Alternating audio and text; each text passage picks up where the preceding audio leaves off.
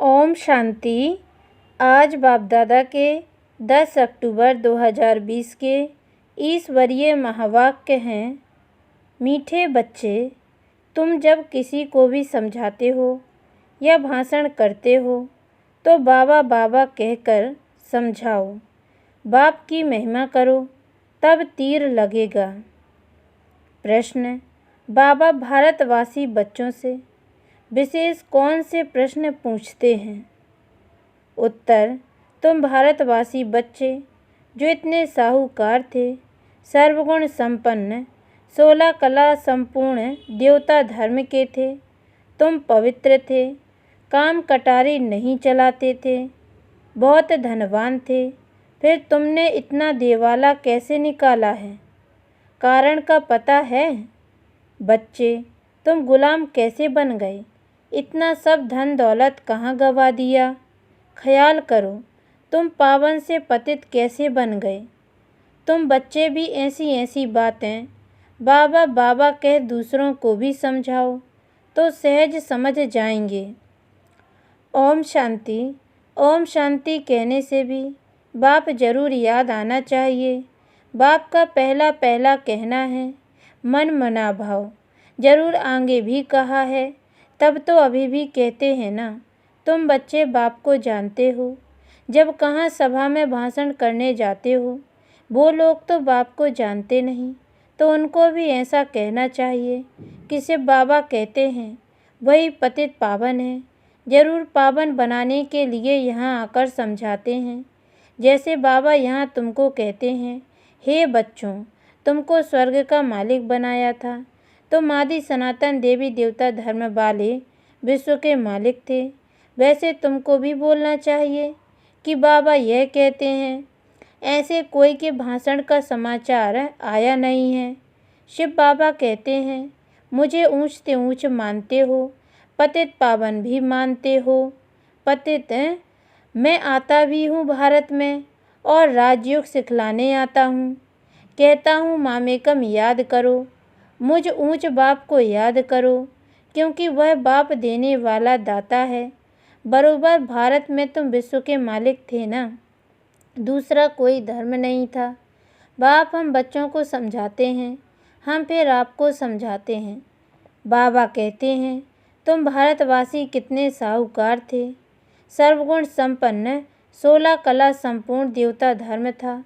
तुम पवित्र थे, काम कटारी नहीं चलाते थे, बहुत धनवान थे। फिर बाप कहते हैं, तुमने इतना देवाला कैसे निकाला है? कारण का पता है? तुम विश्व के मालिक थे, अभी तुम विश्व के गुलाम क्यों बने हो? सभी से कर्जा लेते रहते हो। इतने सब पैसे कहाँ गए? जैसे बाबा भाषण कर रहे हैं वैसे तुम भी भाषण करो तो बहुतों को आकर्षण हो। तुम लोग बाबा को याद नहीं करते हो तो किसको तीर नहीं लगता है, वह ताकत नहीं मिलती। नहीं तो तुम्हारा एक भी भाषण ऐसा सुने तो कमाल हो जाए। शिव बाबा समझाते हैं, भगवान तो एक ही है जो दुख हरता सुख करता है, नई दुनिया स्थापन करने वाला है। इसी भारत पर स्वर्ग था, हीरे जवाहरातों के महल थे, एक ही राज्य था, सब क्षीर खंड थे। जैसे बाप की महिमा अपरंपार है, वैसे भारत की महिमा भी अपरंपार है। भारत की महिमा सुनकर खुश होंगे। बाप बच्चों से पूछते हैं, इतना धन दौलत कहाँ गवा दिया? भक्ति मार्ग में तुम कितना खर्चा करते आए हो, कितने मंदिर बनाते हो? बाबा कहते हैं, ख्याल करो, तुम पावन से पतित कैसे बने हो? कहते भी हो ना, बाबा दुख में आपका सिमरण करते हैं, सुख में नहीं करते। परंतु दुखी तुमको बनाता कौन है? घड़ी घड़ी बाबा का नाम लेते रहो, तुम बाबा का संदेश देते हो। बाबा कहते हैं, हमने तो स्वर्ग शिवालय स्थापन किया। स्वर्ग में लक्ष्मी नारायण का राज्य था ना, तुम यह भी भूल गए हो। तुमको यह भी पता नहीं है कि राधे कृष्ण स्वयंवर के बाद लक्ष्मी नारायण बनते हैं।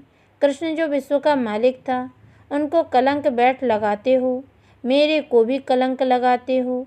मैं तुम्हारा सदगति दाता, तुम मुझे कुत्ते बिल्ली कण कण में कह देते हो। बाबा कहते हैं, तुम कितने पतित बन गए हो। बाप कहते हैं, सर्व का सदगति दाता पतित पावन मैं हूँ, तुम फिर पतित पावनी गंगा कह देते हो।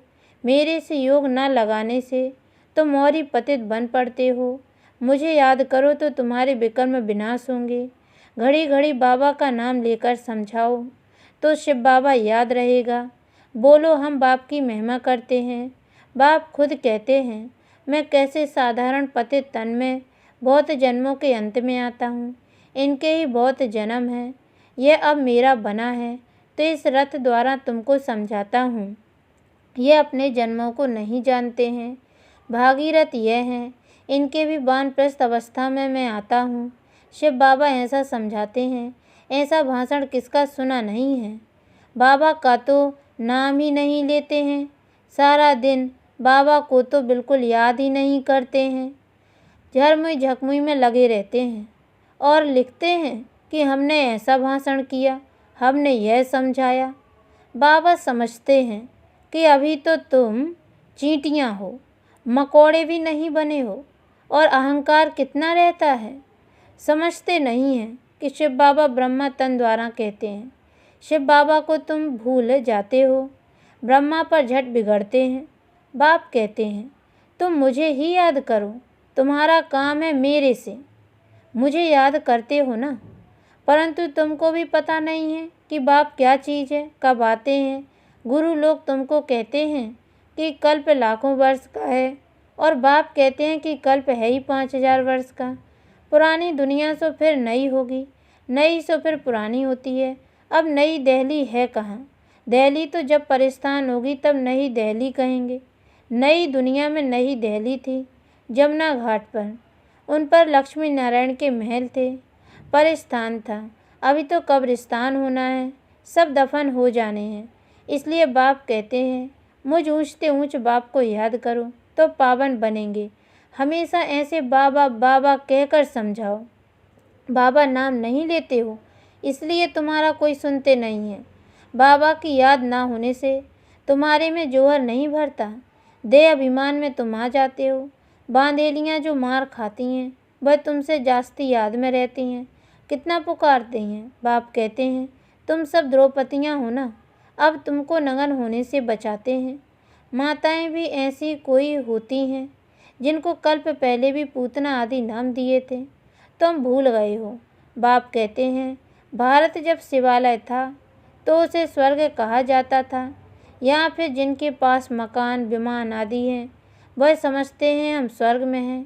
कितने मूढ़मती हैं, हर बात में बोलो बाबा कहते हैं। यह हठ योगी तुमको मुक्ति थोड़ी दे सकते हैं, जबकि सर्व का सद्गति दाता एक है। फिर गुरु किस लिए करते हो?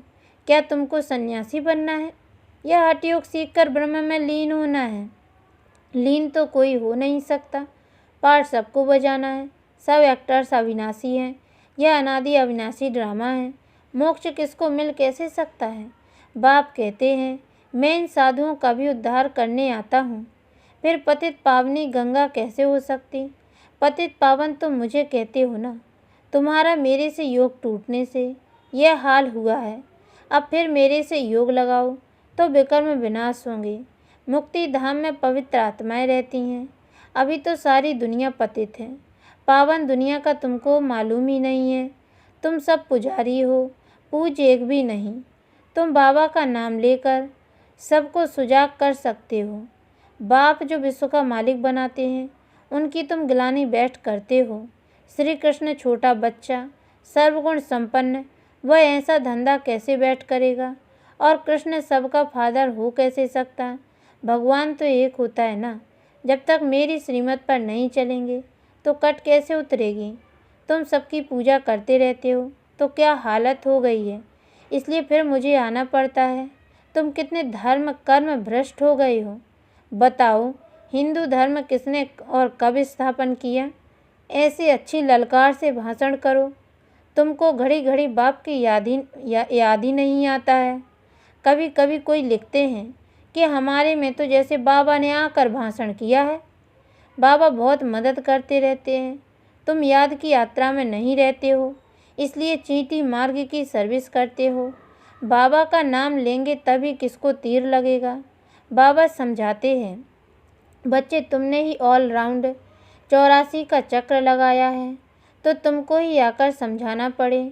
मैं भारत में ही आता हूँ।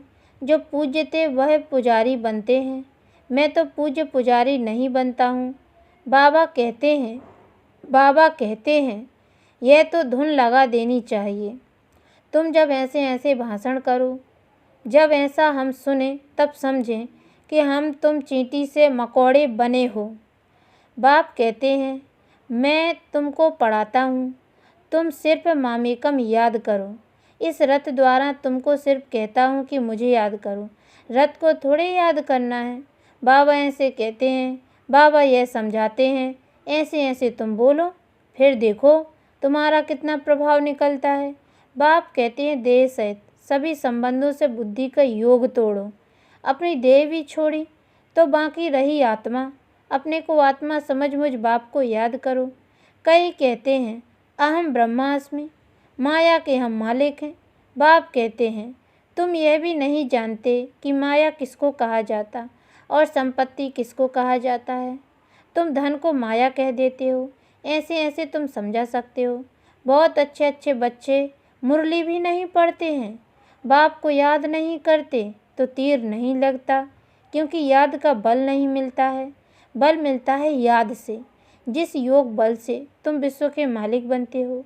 बच्चे हर बात में बाबा का नाम लेते रहो तो कभी कोई कुछ कह न सके। सर्व का भगवान बाप तो एक है, यह सभी भगवान हैं। कहते हैं हम फलाने सन्यासी के फॉलोअर्स हैं। अब वह सन्यासी और तुम गृहस्थी, तो तुम फॉलोअर्स कैसे ठहरे। गाते भी है झूठी माया झूठी काया, झूठा सब संसार। सच्चा तो एक ही बाप है, वह जब तक ना आए तो हम सच्चे नहीं बन सकते। मुक्ति जीवन मुक्तिदाता एक ही है, बाकी कोई भी मुक्ति थोड़ी देते हैं जो हम उनके बने। बाबा कहते हैं यह भी ड्रामा था, अब सावधान हो आंखें खोलो। बाबा ऐसे कहते हैं, यह कहने से तुम छूट जाएंगे, तुम्हारे ऊपर कोई वकवाद नहीं करेंगे। त्रिमूर्ति शिव बाबा कहना है, सिर्फ शिव नहीं, त्रिमूर्ति को किसने रचा, ब्रह्मा द्वारा स्थापना कौन कराते हैं, क्या ब्रह्मा क्रिएटर है। ऐसे ऐसे नशे से बोलो तब काम कर सकते हो, नहीं तो देह अभिमान में बैठ भाषण करते हैं। बाप समझाते हैं यह अनेक धर्मों का कल्प वृक्ष है। पहले पहले है देवी देवता धर्म, अब वह देवता धर्म कहाँ गया। लाखों वर्ष कह देते हैं, यह तो 5000 वर्ष की बात है। तुम मंदिर भी उन्हों के बनाते रहते हो। दिखाते हैं पांडवों और कौरवों की लड़ाई लगी, पांडव पहाड़ों पर गल मरे, फिर क्या हुआ।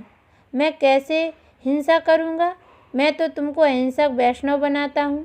काम कटारी न चलाना, उसको ही वैष्णव कहते हैं, वह है विष्णु की वंशावली।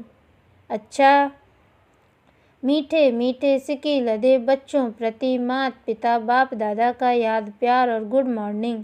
रूहानी बाप की रूहानी बच्चों को नमस्ते, और हम रूहानी बच्चों की ओर से भी रूहानी माता पिता बाप दादा को याद प्यार और गुड मॉर्निंग। बाबा नमस्ते नमस्ते नमस्ते।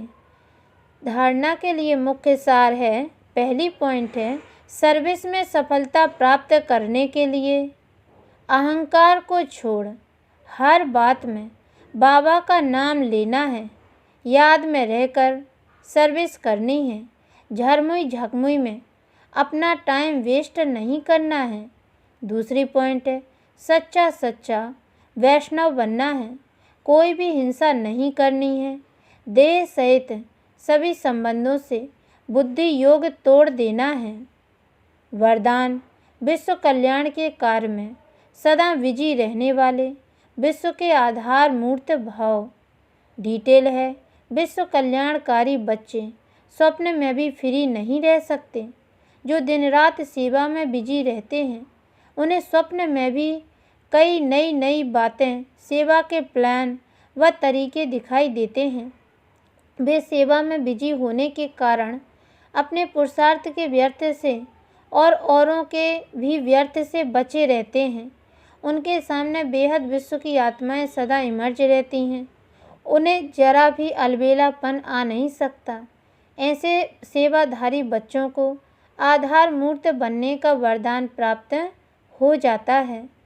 स्लोगन है, संगम युग का एक एक सेकंड वर्षों के समान हैं, इसलिए अलबेलेपन में समय नहीं गवाओ।